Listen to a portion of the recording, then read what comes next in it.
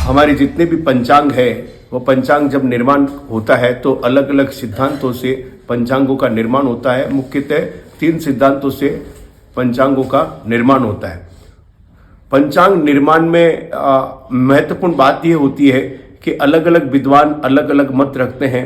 जितने भी पंचांग निर्मित होते हैं उनमें अगर विरोधाभास की स्थिति होती है तो हमारे यहाँ पर प्राचीन शास्त्र और जो पुस्तकें हैं जिनमें धर्म सिंधु, निर्णय सिंधु और पुरुषार्थ चिंतामणि, बहुत सारी ऐसी पुस्तकें हैं जिनमें निर्णय दिया रहता है।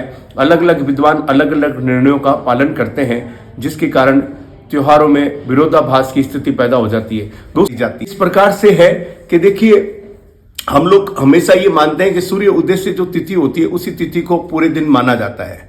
इस बार जो दीपावली है 20 तारीख की शाम को यहाँ पर लग रही है और धर्म सिंधु और पुरुष चिंतामणि में लिखा गया है कि अगर अमावस्या प्रदोष बेला में लगती है तो अगर आप एक घड़ी की हो, उसमें 1 घड़ी लगती है, 1 प्रहर लगती है, तो अगर अगले दिन अगर 3 पहर की अमावस्या हो तो वो 3 पहर की अमावस्या आपको लेनी है, क्योंकि अमावस्या जो है प्रतिपदा गामनी होती है तो वृद्धि होती है, ऐसा हमारे धर्मशास्त्र में लिखा गया है। इस बार भी ऐसा ही हुआ दोस्तों। 20 तारीख को शाम को यहाँ पर अमावस्या लग रही है और यहाँ पर प्रदोष काल के अंदर अमावस्या लग रही है। यहाँ पर जब हम देखते हैं अगले दिन सूर्य उदय जो हो रहा है वो अमावस्या का हो रहा है, मगर पहला दिन जो सूर्य उदय हो रहा है वो चतुर्दशी के दिन हो रहा है।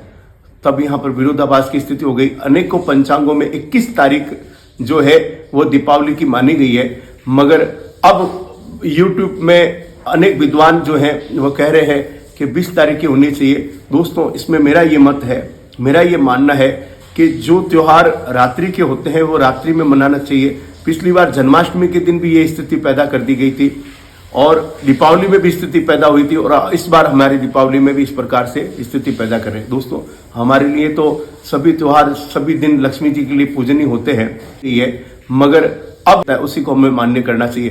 दोस्तों इस बार मेरा ये मानना है कि अयोध्या जी के अंदर जिस दिन दीपावली मनाई जाए उसी दिन हमको दीपावली मनानी है। अगली बार से स्थिति बढ़िया हो जाएगी। 2027 को थोड़ा और परिवर्तन है इसके अंदर। तो दोस्तों मैं तो ये कह रहा हूँ आपके लिए सभी के लिए शुभ दीपावली हो।